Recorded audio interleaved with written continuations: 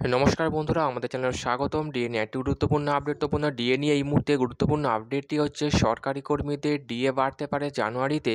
তো বন্ধুরা, ডিএ সংক্রান্ত আপডেটটি নিয়ে আমরা স্টেপ বাই স্টেপ আলোচনা করব। তো অবশ্যই আপনার ভিডিওটি স্কিপ না করে অবশ্যই পুরোটা দেখবেন। তো তার আগে বলে রাখি, যে সকল বন্ধুরা আমাদের চ্যানেলে নতুন, আমাদের চ্যানেলটি পাশে সাবস্ক্রাইব বাটন, সাবস্ক্রাইব করার পর পাশে যে বেল আইকন সেটিও প্রেস করবেন। লেটেস্ট ভিডিও আপডেটগুলি সবার আগে পেয়ে যাবেন।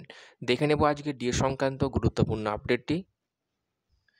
তো বন্ধুরা, আমরা সকলে জানি পশ্চিমবঙ্গ সরকারি কর্মীরা কেন্দ্রীয় হারে ডিএর দাবিতে শহীদ মিনার চত্বরে এখনও পর্যন্ত আন্দোলন চালিয়ে যাচ্ছেন দিনের পর দিন, কিন্তু কোনো রকম সুরাহা হচ্ছে না।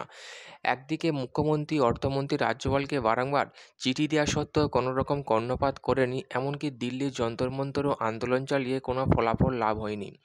এবং যেখানে আমরা দেখেছিলাম কলকাতা হাইকোর্টের তরফ থেকে বলা হয়েছিল রাজ্যকে যে 3 মাসের মধ্যে সমস্ত সরকারি কর্মীদের বকেয়া ডিএ মিটিয়ে দিতে হবে, কিন্তু সেই রায়কে চ্যালেঞ্জ করে সুপ্রিম কোর্টের দ্বারস্থ হয়ে রাজ্য সরকার, এবং যেখানে যুক্তি খাড়া করে যে কলকাতা হাইকোর্টের রায় মেনে ডিএ দিতে গেলে রাজ্যের কোষাগার শূন্য হয়ে পড়বে। কেননা রাজ্যর জনকল্যাণমুখী যে সমস্ত প্রকল্পগুলো আছে সেই প্রকল্পগুলো চালাতে গিয়ে রাজ্যে অর্থভার এমনি সংকটের মুখে, সেক্ষেত্রে আবার যদি কেন্দ্রীয় হারে ডিএ দিতে হয় সেক্ষেত্রে আরও সংকটের মুখে পড়তে হবে রাজ্য সরকারকে। এই যুক্তি খাড়া করে সুপ্রিম কোর্টে ডিএ মামলা দাখিল করে রাজ্য সরকার, এবং যার শুনানি এখনও পর্যন্ত হয়নি।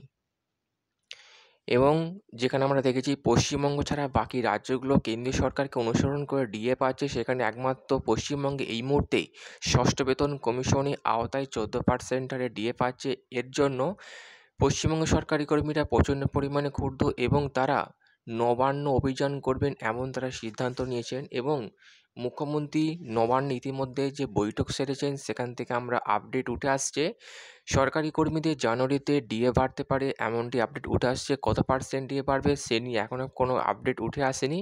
তবে ডিএ নিয়ে নবান্নে অর্থমন্ত্রীর সাথে মিটিং সেরেছেন মুখ্যমন্ত্রী মমতা বন্দ্যোপাধ্যায়। তো বন্ধুরা, এই ছিল ডিএ সংক্রান্ত গুরুত্বপূর্ণ আপডেট। কেমন লাগলো কমেন্ট করে লাইক করতে ভুলবেন না।